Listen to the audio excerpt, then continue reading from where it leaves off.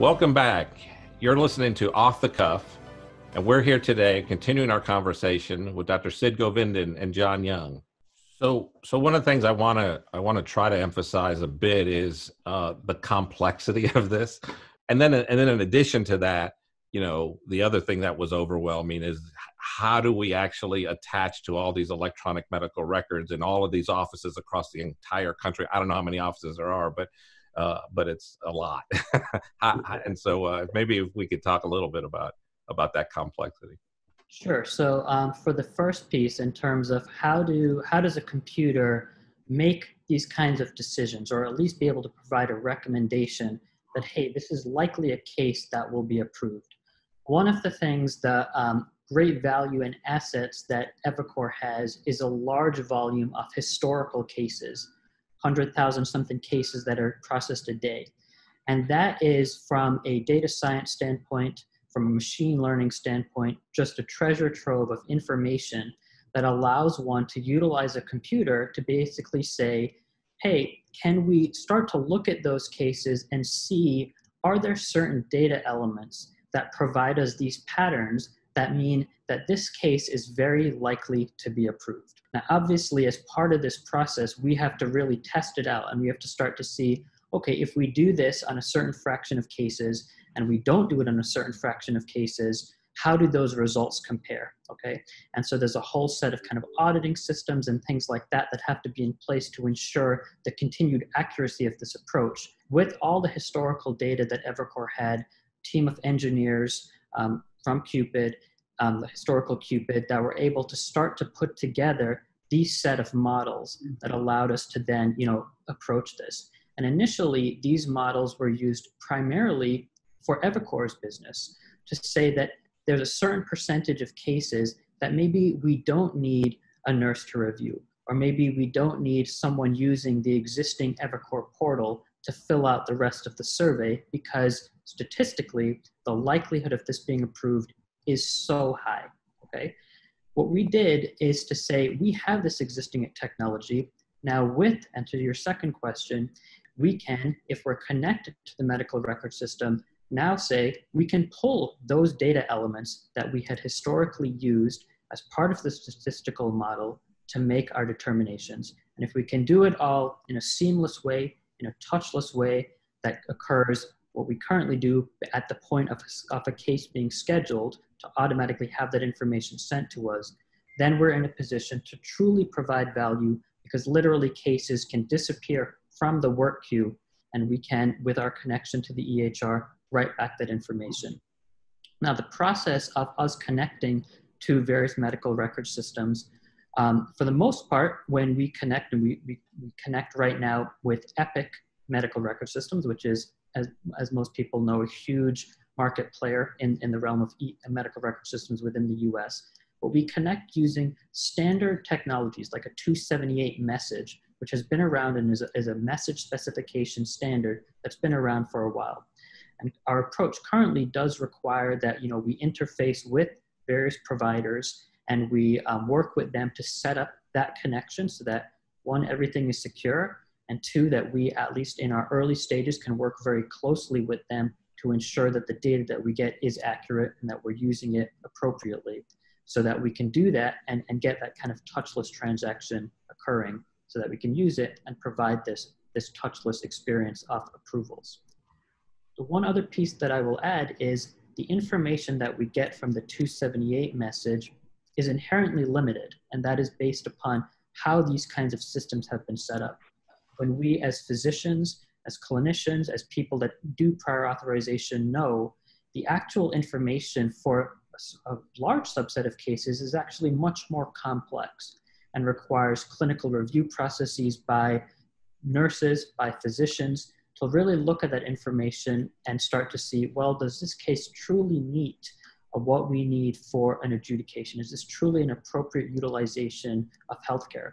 And so for that subset of cases where our models are unable to make a recommendation for approval, we have also worked with medical record system, Epic, to start to say, hey, can we also pull that information that is required for clinical review?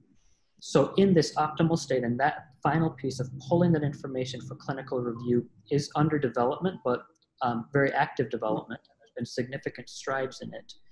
But if in this ideal world, we have a percentage of cases that immediately flow through the process because our model said statistically this case is very likely to be approved.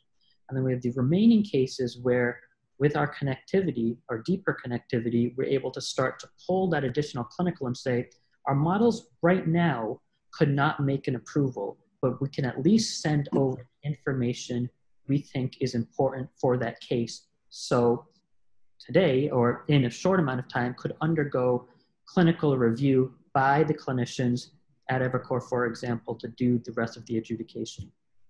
I'll also add that this ability to pull that additional information then sets us up for more sophisticated models to be able to start to look at that information that we've now pulled and some of that text that we've now pulled to see what can we do further now that we have this additional information to start to use even more models or more kinds of technology to start to see, based on text data, what now statistical inferences can we make to further expedite the process and remove the provider burden. So is that referring to the natural language processing kind of abilities, and essentially is that what the system actually reading, so to speak, the medical record to a degree? Correct. So within all of this text, there's various kinds of processes. So natural language processing is a technique that a lot of our engineers, artificial intelligence, machine learning, and NLP engineers utilize to essentially parse the text data that comes along and be able to make certain kinds of classifications off the various text that they see. And then, there's various processes in the pipeline that, our NLP experts are, very proficient at, of being able to take that information and then, very similar to how machine learning works, to start to utilize that to start to say, if we see this various combination of data based on historical analyses, we're able to draw these kinds of statistical likelihoods that this is truly a case that meets appropriateness for the procedure. I was just going to build off, Sid's comments. I mean, you just listening to that, you understand how complex breaking down the interactions of a provider group and their teams and the clinicians with EviCore.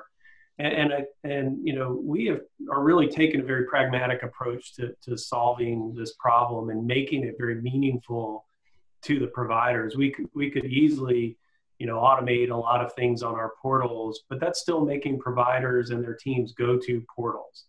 And our idea and our goal and what we're really being very successful on right now is starting to move cases directly in a more natural workflow with the providers.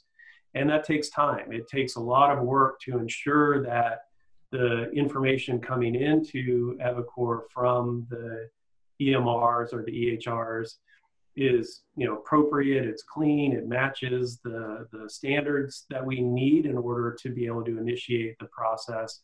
And then as Sid mentioned, there's all of the efforts to not just engineer the software and engineer the design of the workflow, but to engage with clinicians and actually understand the information that's coming in and ensure that we are reflecting the accuracy and appropriateness of a clinical decision or determination off of that information, and not just letting the kind of bits and bytes of technology make the decisions for us. So it's really critical. I mean, I think one of the strengths EviCore has is just the robust depth of clinical knowledge and clinical team members that work and interact with our technology teams to make sure that we're doing this right. And we don't move anything into the market till we know it's actually performing the way that a clinician would perform in regards to the decisions and determinations that we make. And it's really important for us to say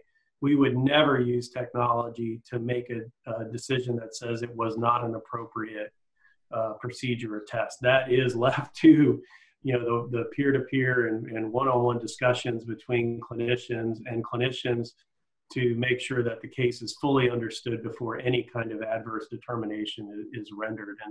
And we still feel that's the interaction that needs to occur. When it gets to that point, that we're not able to approve a case using automation technology and the information from the EMR, let's have that conversation and let's make sure that we understand exactly what's going on with the patient. We understand why the procedure may or may not be appropriate, and get to the right decision, because we do want to accelerate care and we want to make sure that care is appropriate.